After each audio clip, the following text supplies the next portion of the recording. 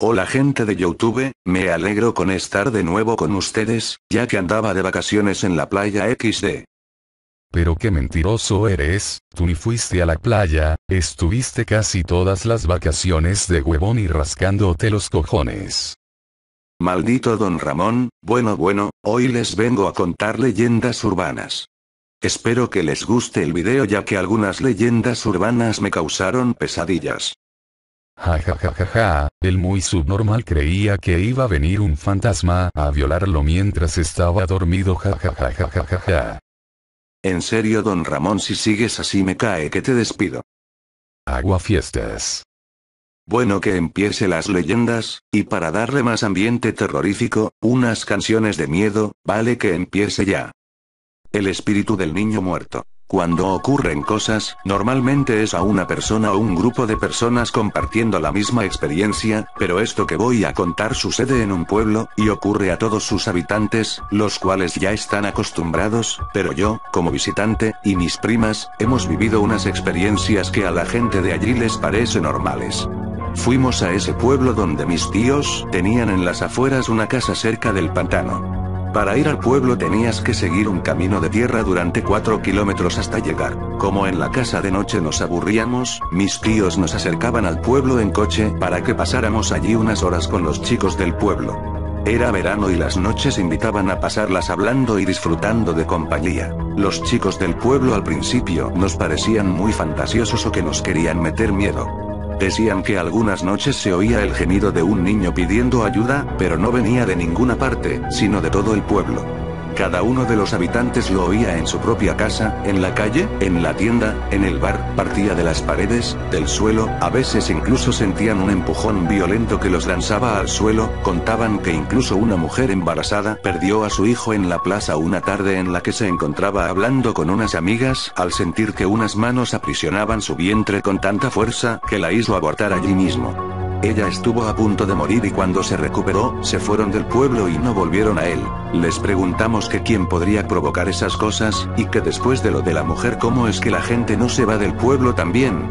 Entonces nos contaron una especie de leyenda y del por qué creen que eso atacó tan ferozmente a la mujer. Hacía unos 10 años, unos niños del pueblo decidieron irse una noche de verano a otro pueblo vecino. Para ello tenían que atravesar un campo donde en uno de los laterales estaba el cementerio que compartían los dos pueblos y que se hallaba justo a la mitad del camino. Cuando ya estaban bien avanzados oyeron un crujido a sus espaldas. Era el hermano menor de uno de ellos. Le instaron a que se volviese a casa, pues no querían cargar con críos y este se negó en rotundo, más que nada es que le daba miedo volverse solo. Entonces decidieron despistarle.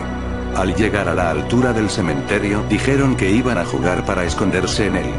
Como había luna llena se veía bastante bien, este chico aceptó sin sospechar nada. Ya en el cementerio, uno contaba y los demás se escondieron todos juntos, mientras este chico se escondía en otro lado pensando que todos estaban haciendo lo mismo. Cuando ya le perdieron de vista, los chicos se reunieron y salieron por una de las tapias dejando a este chico escondido.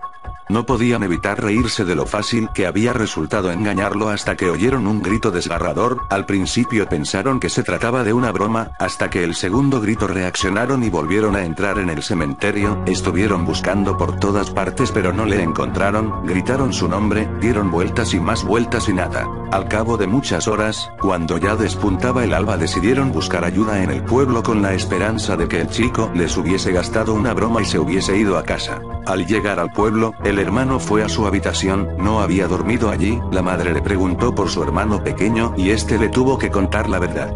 La madre avisó al padre y este a todo el pueblo. Salieron todos en busca del muchacho al cementerio. Cuando llegaron allí, uno de los vecinos descubrió con terror que el cuerpo del chico se encontraba en una de las fosas que acababan de abrir días antes para un nuevo difunto. El chico tenía la cabeza reventada, los huesos de las piernas y de los brazos retorcidos en una figura grotesca, los ojos cristalizados por el pánico y la boca en una mueca de absoluto terror.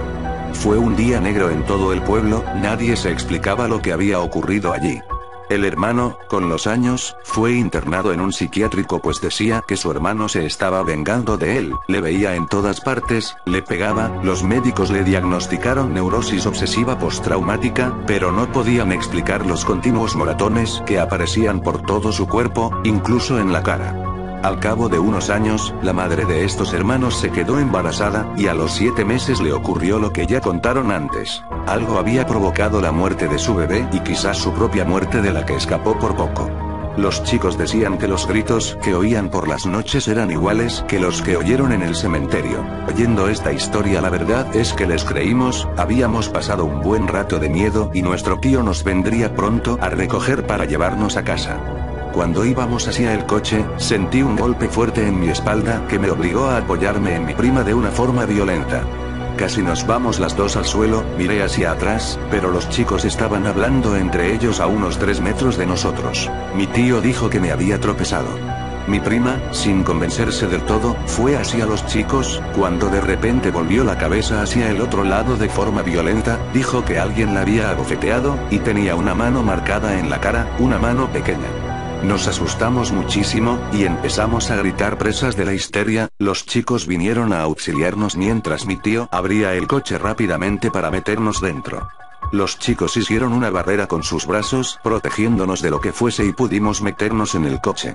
Por el cristal pude ver cómo golpeaban a algo invisible que les estaba atacando. Mi tío condujo a gran velocidad, tocando el claxon como un loco. Al llegar a la casa llamó a mis otros tíos y todos fueron al pueblo a ayudar a los chicos, pero ya todo había pasado. Estos se encontraban agotados por la lucha, con arañazos, golpes, pero dijeron que estaban acostumbrados, que no pasaba nada. Las agresiones en ese pueblo son esporádicas, y no siempre a las mismas personas, pero ellos sienten que tienen que estar ahí para que ese niño que murió de forma tan violenta no esté solo, llegará el momento en que pueda descansar en paz. 12 veces en el espejo. Suena de fondo Die Young, es el mismo bar donde Javier y Ernesto suelen beber todas las noches. Tras innumerables cervezas ahora les ha dado por el tequila. La canción les hace hablar de lo jodido que debe ser morir joven. Lo jodido que debe ser morir les hace hablar de muertes jodidas. Al final acaban relatándose el uno al otro muertes absurdas. Entre tanta muerte absurda y demás payasadas, salen temas diversos, como son supersticiones, rituales satánicos y ese tipo de historias que todos conocemos, que de pequeño tanto nos afectan y con el paso del tiempo parecen perder todo su encanto. Suena de fondo B2 Roses. Con ese tema suelen cerrarles el bar, y casi siempre acaban discutiendo con el dueño para tomar otra más, pero esta vez no es así. Nuestros amigos han hecho un pacto ridículo, de esas cosas que todos conocemos de pequeño, y que tanto nos afectan en su momento, pero que ahora parece una tontería más.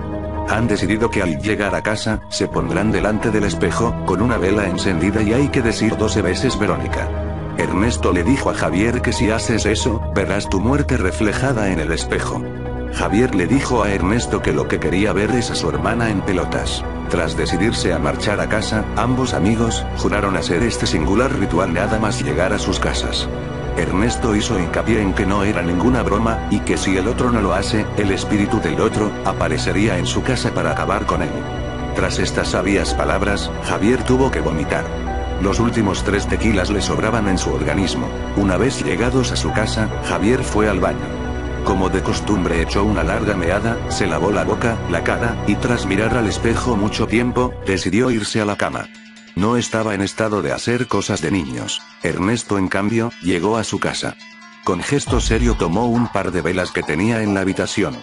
Caminó al servicio, donde tenía el espejo más grande de su hogar, se encontró con su madre en el pasillo. ¿Cómo vienes, hijo?, le dijo esta, a lo que él la respondió con un mamá, deberías estar dormida. Así sin más que hablar, llegó, colocó las velas, las encendió, apoyado en el lavabo y con gesto serio comenzó el ritual. Verónica, Verónica, Verónica, así hasta 12 veces. Al poco tiempo la madre de Ernesto, que aún no había conseguido dormir, escuchó unos golpes. Toc, toc, toc, toc, provenían del dormitorio de su hijo, y allá que fue, con la intención de decirle que parase de una maldita vez. Al abrir la puerta no encontró nada extraño. Solo un detalle la hizo pararse. La cama estaba abierta y su hijo no estaba sobre ella. Entonces una gota roja cayó sobre las sábanas blancas. Ernesto estaba clavado en el techo. Pálido como si llevase días muerto. Sin ropa, sin labios, sin nariz, sin ojos. Al día siguiente muchos estuvieron de luto. La madre de Ernesto tuvo que ser ingresada por un ataque de ansiedad. Javier estaba desencajado, su colega había muerto, y él no sabía por qué. Los datos conseguidos por la policía eran secretos hasta para sus más allegados. Así el pobre Ernesto fue enterrado en una tarde de lluvia. Javier no sabía qué había pasado, pensó mucho en aquello que quedaron en hacer y si eso pudo ser lo que le matase. También pensó mucho en el mal estado psicológico de su ahora añorado amigo. Esa misma noche, cuando se disponía a dormir, sintió unos golpes en la puerta. Echó un vistazo por la mirilla pero no vio nada. Al abrirla algo estaba ante él. Hola Javier, ¿preparado? Era su querido amigo Ernesto, sin ropa, sin labios, sin nariz, sin ojos.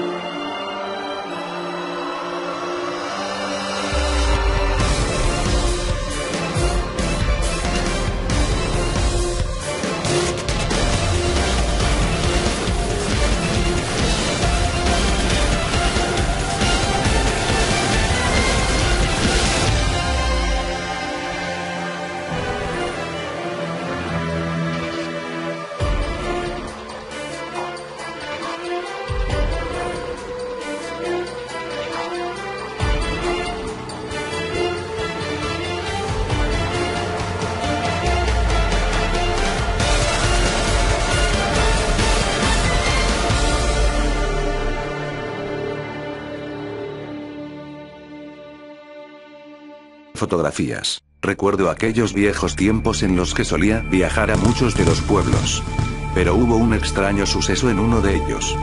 Gupal, se llamaba un pequeño lugar despoblado y frío. Llegando allí sentí una sensación muy extraña, como si alguien estuviera presionando mi torso, fue algo inexplicable. Alquilé un pequeño cuarto, eran apenas las 6 p.m., pero ya estaba oscureciendo, la noche se acercaba, entonces me retiré del cuarto, y salí a tomar aire y a fumar un cigarrillo. Había muy poca gente, me rodeaban 4 o 5 casas viejas, desmoronadas por las lluvias y los fuertes vientos. Pero una llamó mi atención, era más grande que las demás, y mucho más vieja. Miré a la ventana que había en el segundo piso, había una niña que miraba profundamente al cielo, con sus negros cabellos lisos, y su plomiza cara pálida. Me quedé mirándola, pero un mendigo vino a molestarme, le di unas monedas y regresé a mi hospedaje. Me puse la ropa de dormir y me eché a descansar un rato, hasta que llamaron a mi puerta. Señor, aún no ha cenado. Aquí tenemos un buen comedor. Me vestí nuevamente y bajé a cenar. Entonces la dueña me empezó a platicar del pueblo. Y por curiosidad le pregunté quién vivía en esa casa tan antigua que vi. Nadie.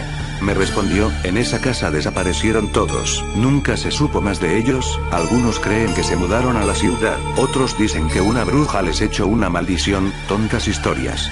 La policía vino a inspeccionar la casa, pero no se encontró ni rastro de ellos. Lo raro fue que todas sus pertenencias seguían allí.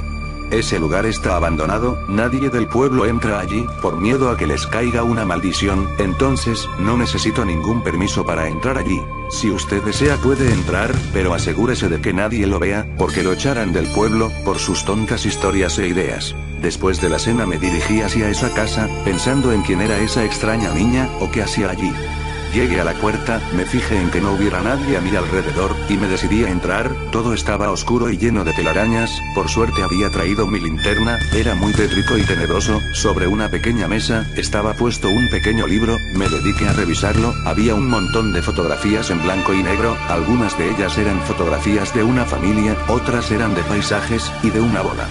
El cerrar de una puerta arriba se escuchó, quise subir pero estaba aterrorizado, no sabía lo que iba a pasar luego, y entonces salí de allí, y me fui a dormir. Llegando me di un baño y me acosté, me quedé pensando un momento en la casa, en qué podía haber ocurrido allí, y en el misterio que ocultaba. Me acordé que había traído el libro que encontré en ese lugar. Lo busqué en mi saco y me puse a ver cada una de las fotos. En una de ellas encontré a la niña que vi en la ventana, y empezó a latirme el corazón, y me pregunté cómo puede vivir hasta ahora, y con la misma edad. Y entonces oí un llanto, me dieron escalofríos, y fumé un cigarrillo, para calmar mis ansias. Convencido que todo esto eran alucinaciones mías, me eché en la cama. Todo estaba muy bien hasta que tuve una pesadilla. Soñé que la niña se cortaba la parte superior de los dedos, alguien que también vi en la foto la estaba mirando, riéndose maniáticamente, fue muy aterrador, me desperté con el corazón agitado y el cuerpo sudando. Ya no pude soportarlo más, así que estaba decidido a volver a mi ciudad al día siguiente. Mientras alistaba mis cosas esa misma noche, las ventanas se abrieron, corría un fuerte viento, hasta que entró por mi ventana una carta escrita con sangre, decía: ayúdame. Volví a entrar a esa casa, y vi la aparición de la niña, estaba llorando, y tenía la parte superior de los dedos cortados. Ella se fue corriendo y dejó algunas fotos en el suelo, vi una de un pervertido que la estaba violando y ahorcando a la vez. Era el mismo tipo que vi en las otras fotos, al parecer fue su padre, me estremeció pensarlo, también vi otras donde le hacía lo mismo a una mujer, saqué mis conclusiones, y pensé que ese tipo era el padre de la niña y esposo de la mujer, ya sabía cómo habían muerto, mi gran pregunta fue, ¿a dónde fue ese tipo, y quién pudo ser capaz de tomar esas fotos? Todo en mi cabeza daba vueltas. Se lo entregué a la policía del pueblo para que ellos lo investigaran, tuve que convencerlos, porque no me creían, y el fantasma de la niña no volvió desde que la enterraron, y su alma descansó en paz.